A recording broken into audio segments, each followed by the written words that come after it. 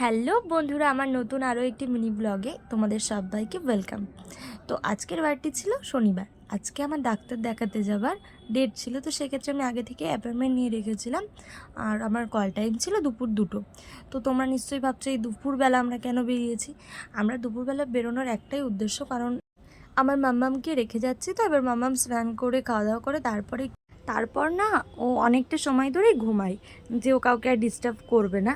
তো আমরা এখন কিন্তু যাচ্ছি, মায়ের কিছু ব্লাউজ কাটাতে দেওয়ার ছিল। তো তাই বললো তোরা গিয়ে ব্লাউজগুলো একেবারে দিয়াই, যখন বেরোচ্ছিস তাহলে আমাকে আর কষ্ট করে যেতে হবে না। তাই আমরা দুজন মিলে এসে ওই কাকিমার কাছে দিয়ে দিলাম। আমার মা তো সব ব্লাউজই ওনার থেকেই করায়, তো সেক্ষেত্রে মায়ের ব্লাউজ মাপের কোনো আর প্রয়োজন হয়নি, তো ওনার কাছে আগে থেকেই ছিল। তো আমরা এই বেরোতে না বেরোতে এখানে একটা না পাখির দোকান দেখলাম। পাখিগুলো কি রং বেরঙের, কি সুন্দর তাই না বলুন? আমার তো খুব ভালো লাগছিল। তারপরে আমরা একটা টোটো পেয়ে গেলাম। টোটো পেয়ে গিয়ে আমি বলছি আমি আর পারছি না, আমি তো বহুদিন পর রাস্তায় বেরোলাম। তো সেক্ষেত্রে আমার না আরও বেশি কষ্ট হচ্ছিল। এই রাস্তাটা কিন্তু আমার ভীষণ পরিচিত একটি রাস্তা। তো এই রাস্তাটা যে কি ভালো লাগছিল, যে এত সুন্দর আকাশটা হয়েছিল না, যে দারুণ লাগছিল রাস্তাটা। তো এই যে ব্রিজের উপর থেকে দেখুন আকাশটা কি মারাত্মক সুন্দর লাগছিল। দুর্গাপুজোর সময় ঠিক যেমন আকাশটা থাকে না, ঠিক তেমনই হয়েছিল। কেমন দুর্গাপুজোর ফিল আসছিল। দুর্গাপুজো তো চলেই এলো তাই না? এবার আমাদের বনগাঁ শহরের সৌন্দর্য উপভোগ করতে করতে আমরা দুজন মিলে থেকে এখানে বনগাঁতেই বড় হয়ে ওঠা। আমার শ্বশুরবাড়িও বনগাঁ থেকে খুব বেশি দূর না। বনগাঁর এই সৌন্দর্য না আমি খুব কাছ থেকে উপভোগ করেছি, ওর জন্য বনগাঁটা আমার কাছে আরও বেশি সুন্দর লাগে। তো এই যে গল্প করতে করতে পৌঁছে গেলাম আমাদের ডক্টরের চেম্বারের ওখানে। ওই নীল সাদা বিল্ডিংটা দেখতে পাচ্ছেন, ওটা একটি নার্সিংহোম, ওটা গঙ্গা নার্সিংহোম। তো ওর অপোজিটেই ছিল আমাদের ডক্টরের চেম্বার। তো আমি আর আমার বোন এটাই ভাবতে ভাবতে যাচ্ছিলাম যে ডক্টর যেন থাকে, আধ ঘন্টা তো লেট হয়ে গেল, ডক্টর যেন না চলে যায়, কারণ উনি তো হসপিটালে ডক্টর। তো সেই ক্ষেত্রে এমার্জেন্সি পড়লে তাকে তো যেতেই হবে। তো যেটা ভাবলাম, এসে দেখুন এত লম্বা লাইন দিয়ে সবাই বসেছিল ডক্টর দেখাবে তাই। তো উনি বললেন যে তুমি নামটা লিখিয়ে তুমি হচ্ছে এখানে বসে যাও, কিছুক্ষণের মধ্যেই ডক্টর চলে আসবে, কোনো প্রবলেম হবে না। তো আমি ওই কথা শুনে আমি এই যে জল খাচ্ছিলাম, গরমে কিন্তু জল খাওয়াটা খুবই প্রয়োজন। তোমরা সবাই কিন্তু জল খাবে। আর আমার বোন এই যে বিগ বসের এপিসোড দেখছিল।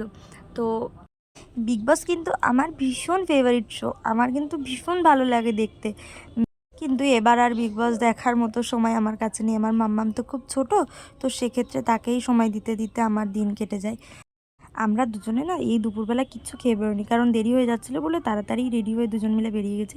তো সেটাই ভাবছিলাম যে আমাদের খুব খিদে পেয়ে গিয়েছিল। তো এখানে চলে গেলাম যে বিস্কিটের দোকানে, যে এখান থেকে তো আর কিছু খেতে পারবো না, বিস্কিটটাই এখন খাবার মতো। তো আমরা দুজন মিলে একটা বিস্কুট কিনলাম, কিনে ওটা আমরা দুজন মিলে খাচ্ছিলাম। আমি বলছি যে কেমন লাগছে, বলছে ভালো লাগছে। তো এই যে আবার ঝমঝমিয়ে বৃষ্টি চলে এসছে, এখন তো এটাই হবে, ঝমঝমিয়ে রোদ ঝমঝমিয়ে বৃষ্টি। 3:45 বেজে গেছে, এখনও ডক্টরের কোনো পাত্তা নেই, বেপাত্তা। এইভাবে বসে থেকে থেকে আমি বলছি চল আমরা দুজন মিলে বাড়িতে চলে যাই।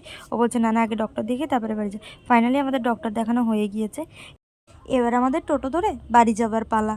তো বেরিয়ে পড়লাম আমরা। এবার দেখুন কি মিষ্টি রোদ বেরিয়েছে, এত বৃষ্টির পরে রোদটা যে এত ভালো লাগছে, যেমন অনেক কান্নার পরে একটা হাসি দিলে যেমন একটা ফিল হয় না, ঠিক তেমনই।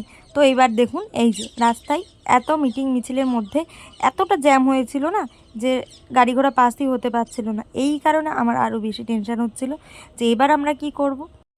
সত্যি কথা বলতে মা হওয়ার পর একটা জিনিস খুব ভালোভাবে এখন ফিল করতে পারি, যে মায়েদের অনেক দায়িত্ব, অনেক কর্তব্য। মা হওয়ার পর সেটা আমি নিজে থেকে রিয়েলাইজ করতে পেরেছি। তো এবার আমি আমার মাকে কল করলাম, কল করে বলছি মা মাম্মাম কি উঠেছে? তো মা বললো না না এখনও ওঠেনি, তোরা একটু সাবধানে আয়, ওকে আমি রাখছি, তুই টেনশন করিস না, তুই আস্তে আস্তে আয়। এই দেখুন আবার সেই আকাশটা কি সুন্দর, মেঘের ভেলারা ভেসে রয়েছে। তো আমার কাছে না বেশি সুন্দর লাগছিল, কারণ আমি বহুদিন পর বাইরে থেকে আকাশটা দেখছি, তো ওর জন্য আমার কাছে না একটু বেশিই ভালো লাগছিল। এই যে বাড়ির কাছে প্রায় চলেই এসেছি, এখান থেকে কিন্তু আমার বাড়ি খুব বেশি দূর না। আর ওই যে সেই বনগাঁর বিখ্যাত সেই ক্লক টাওয়ার, কি সুন্দর তাই না? খুব ভালোই লাগছে কিন্তু। এবার আমরা এই যে বাড়িতে লেবে গিয়েছি দুজন মিলে। আমাদের কিন্তু এই প্রথম আমরা দুজন বেরিয়ে এত তাড়াতাড়ি আসলাম। আমরা কখনো দুজন বেরোলে এত তাড়াতাড়ি কখনোই বাড়ি ফিরি না। তো পুচকিটার জন্যই এত কিছু, সব কিছু জীবনটা পুরোটাই চেঞ্জ হয়ে গেছে। এই যে আমি বাড়ি এসেছি, আমি যেই ডেকেছি আমার মাম্মামকে, তো এটা না ভয়েস ওভার না দিলে না তোমরা ঠিক বুঝতে পারবে না যে ও কী করছিল, ও কতটা মিস করছিল আমিও আমার মাম্মামকে অনেকটাই মিস করছিলাম।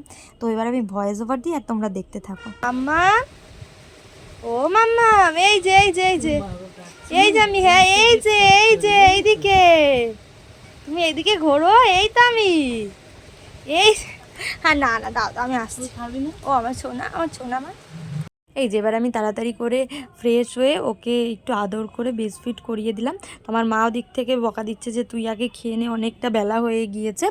তো বলতে না বলতে মা দেখি নিজেই ভাত মেখে নিয়ে এসে খাইয়ে দিচ্ছিল, আর মা খাইয়ে দিচ্ছিল। তো তো সেই খাবারের স্বাদটা যেন আরও দ্বিগুণ হয়ে গিয়েছিল। মায়ের হাতের খাবার খেতে কিন্তু সত্যিই বেস্ট লাগে, তাই না? তো আজকের ব্লগটা তাহলে আমি যদি আমার ব্লগটা তোমাদের ভালো লেগে থাকে তাহলে অবশ্যই একটা like, comment, share and subscribe করতে ভুলো না।